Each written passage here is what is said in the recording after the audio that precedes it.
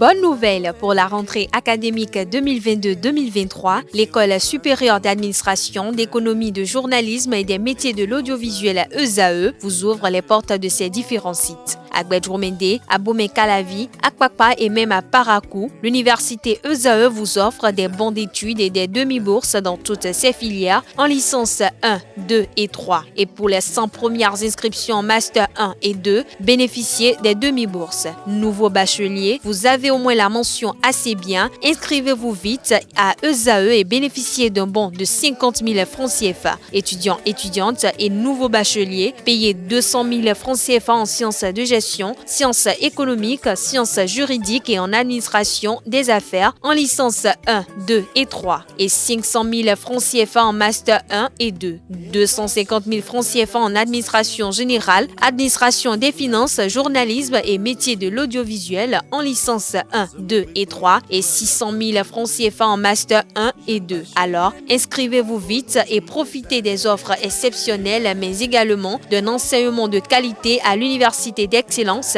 ESAE. Infoline 90 93 65 21 ou le 98 98 14 00. ESAE, l'excellence à un nom. Bonjour à nouveau, chers amis internautes. Le quotidien béninois d'information générale et d'analyse, l'informateur titre ce matin en manchette, législative de 2023, les agents des bureaux de vote formés dès ce jour. Toujours à la une du même journal ce jeudi matin, mairie de Cotonou, les 165 chefs quartiers dotés de motos neuves. Toujours à la une de l'informateur de ce jeudi matin, chômage des jeunes, la solution que propose le bloc républicain est à découvrir dans les colonnes de sa parution de ce matin. Pour exploitation d'une radio sonore locale non commerciale, la firme ESAE, en groupement avec Groupe Colon, recrute du personnel qualifié. Retrouvez le communiqué de presse rendu public à l'occasion dans les colonnes de la livraison de ce matin du journal, comme depuis un certain temps.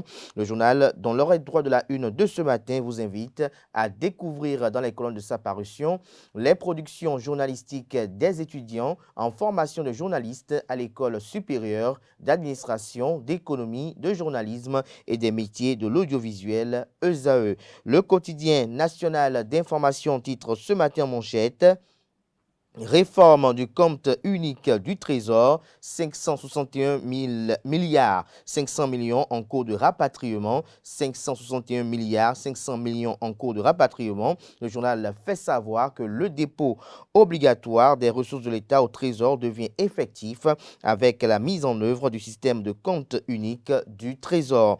Le rapatriement des fonds détenus par les structures publiques dans les banques, au total 561 milliards 500 millions de francs CFA, est en cours en attendant la clôture des comptes dans le livre. L'article intégral est à retrouver en page 15. La Nation ce matin en deuxième de titre à la une, campagne médiatique pour les législatives de 2023, message du parti politique Force Cori pour un Bénin émergent FCBE, lequel message est à retrouver à la page 5. La chronique de Oncle Agbaya, Boni et les Yaïkrates, c'est à retrouver en page 3 de la livraison de ce matin du journal La Nation, qui titre ce matin à la une, législative de 2023, en attendant la ferveur des grands jours. Des détails sur le point en partie de la campagne électorale en cours aux pages 2, 3, 5 et 7. Fraternité, titre en manchette ce matin, projet de législature dans le cadre de la campagne électorale, démagogie et supercherie des partis politiques, le rôle du législateur confondu à dessein à celui de l'exécutif. Retrouvez l'article en page 3. Toujours à la une du journal Fraternité de ce matin, scrutin du 8 janvier prochain, les propositions des 7 partis politiques en lice sont à retrouver aux pages 6 et 7. Législative de 8 janvier 2023, Auguste Videgla, porté par les militants du bloc républicain de Kindonou, de Menotin et de Zobohoué. Le matinal en manchette ce matin, libération de personnalités politiques détenues. Le bloc républicain et l'Union progressiste Le Renouveau évoquent les cas Rekia Madougou et Joël Frédéric Aïvo. Le journal fait savoir à travers sa manchette de ce matin que dans la fièvre, des élections législatives de 2023, les deux grands blocs de la mouvance présidentielle ont été invités à se prononcer sur le rapport du groupe de travail de l'ONU sur la détention dite arbitraire de Rekia Madougou. Au micro de Radio France Inter, RFI, le jeudi 28 décembre dernier, le secrétaire général national du bloc républicain, le ministre d'État Abdoulaye Biotchane et le président de la commission des lois du Parlement finissant, Orden Aladati, membre de l'Union progressiste Le Renouveau, se sont cantonnés aux pistes légales, retrouver leurs opinions divergentes à la page 2 de la page du matin du journal qui propose également comme invite à ses lecteurs ce matin une découverte dans les colonnes de sa parution, plus précis aux pages 6 et 7, des messages des partis politiques aux électeurs dans le cadre des élections législatives de janvier prochain. Nous passons à présent au journal Matin Libre qui titre ce matin en manchette « Les démocrates, Dr Komi Koutié aux ressortissants des collines, travailler et prouver que le terrain nous appartient », a laissé entendre Komi Koutié. Vous avez en illustration une affiche de campagne de Élise Aye, Komi Koutié et de Léon Denis. Des détails sur l'article à la page 2 de la livraison de ce matin du journal qui a également comme titre à sa une « Championnat amateur senior Move Africa de handball, les Buffles du Borgo sur le podium. Silikou Karimou satisfait d'avoir tenu les compétitions statutaires. » Info Matin à présent, légiférer à partir du vécu du peuple pour le peuple. Un leitmotiv pour Claudine Affaires-Prudencio et les siens. L'article à retrouver en page 2. Le Grand Matin, ce matin en manchette, campagne électorale active dans la commune de Banikwara. Une adhésion massive à Rufin non-sous-nom. Toujours à la une du même journal ce matin. Cour constitutionnelle législative de 2023. Gilles Badé précise les missions qui incombent aux délégués. Fait divers à la une du journal Le Grand Matin de ce matin. À l'âge de 15 ans, il offre sa maman au marabout pour devenir riche. Un homme d'affaires de 52 ans viole sa mère et sa belle-mère la même nuit. Des précisions sur ces différents faits divers inquiétants, j'allais dire même, à la page 8 de la page ce matin du Canard, qui a également comme titre ce matin à sa une, législative du 8 janvier 2023 au Bénin. Les partis politiques en lice dévoilent leur vision et sollicitent les suffrages des électeurs. Le Béninois libère ce matin manchette intervenant sur Radio France Inter. Le ministre d'État Abdoulaye Biotchane parle de la libération de Rekia Madougou, de Joël Frédéric Aïvo et du départ du président Patrice Talon. Des précisions sur cette sortie médiatique dans les colonnes de la page ce matin du journal qui propose également comme titre ce matin à la une poursuite de journalistes à la Cour de répression des infractions économiques et du terrorisme criette. Adrien Atingpato honore la presse face à un ministre, Servégile Arancet, qui s'est planté. Le premier a convaincu le procureur spécial pendant que la police a apporté la preuve qu'il n'y a jamais eu d'exécution extrajudiciaire. Des détails sur l'article du journal dans les colonnes de sa parution de ce matin. Le même journal qui communique ce matin à sa une. Législative de 2023, le langage de vérité de Oswald Omeki à Cotonou est à retrouver dans les colonnes de sa parution de ce matin. Transhumance des bovins à Aplaroué, coton, manioc, soja, des hectares détruits par des bœufs. Wemandji Ado, le producteur victime, attend un dédommagement. Des détails sur ce titre en page 3. Toujours à la une du journal Le Potentiel de ce matin. Législative de 2023, les messages des différents partis politiques au Béninois sont à retrouver aux pages 4 et 5. Toujours à la une du même journal ce matin, préparatif du scrutin législatif de 2023 au Bénin, la Sénat lance la formation des CA et ACA ce jour. Le journal Le Grand Regard ce matin en manchette, législative de 8 janvier 2023, l'ombre de Boniaï plane sur démocrates et Corée. La campagne électorale bat son plein dans toutes les circonscriptions compétition électorale. À cet effet, les candidats aux prochaines élections législatives investissent les villes et les hameaux afin de faire connaître le projet aux populations sur le terrain. Bien que le parti Les Démocrates évoque librement l'onction de son président d'honneur, nombreux sont les Béninois qui ont toujours de la peine à dissocier l'image de Boniaï de son ancienne formation politique, celle du parti Force Cori pour un Bénin émergent FCBE. Toujours à la une du même journal ce matin, 15e circonscription électorale, Alimatou Badaro pour une meilleure représentativité des femmes. Le confrère de la matinée ce matin, manchette, fiscalité béninoise, le Bénin réalise des bons qualitatifs. Toujours à la une du même journal ce matin, jeu de dames, compétition dénommée National Super Coupe, créer une familiarité entre les damistes et s'imposer désormais en Afrique et à l'international.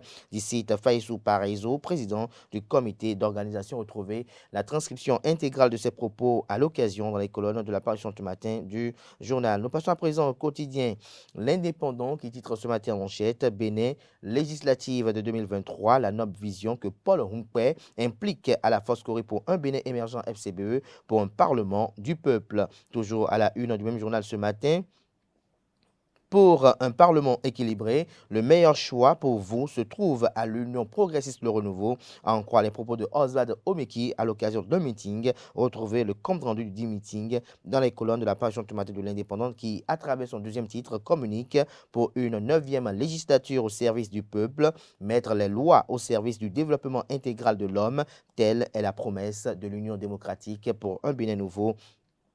UDBN. Dabaro, ce matin, manchette, législative de 8 janvier 2023 à Parakou, Samou Seydou Adambi reçoit le soutien des femmes des marchés Rose-Croix et Azreke. Des précisions sur cette activité politique à la page 2, mais le journal nous fait savoir que le candidat tête de liste du bloc républicain BR dans la 8e circonscription électorale, Sam Seydou Adambi peut compter sur les femmes revendeuses des marchés Rose-Croix et Azreke. Il a reçu le soutien de ses Amazones le mercredi 28 décembre dernier à l'occasion d'un meeting qui a mobilisé militants et responsables du parti du cheval blanc. Ces femmes ont promis voter pour le BR le dimanche 8 janvier 2023. Nous passons à présent au journal Carte sur table.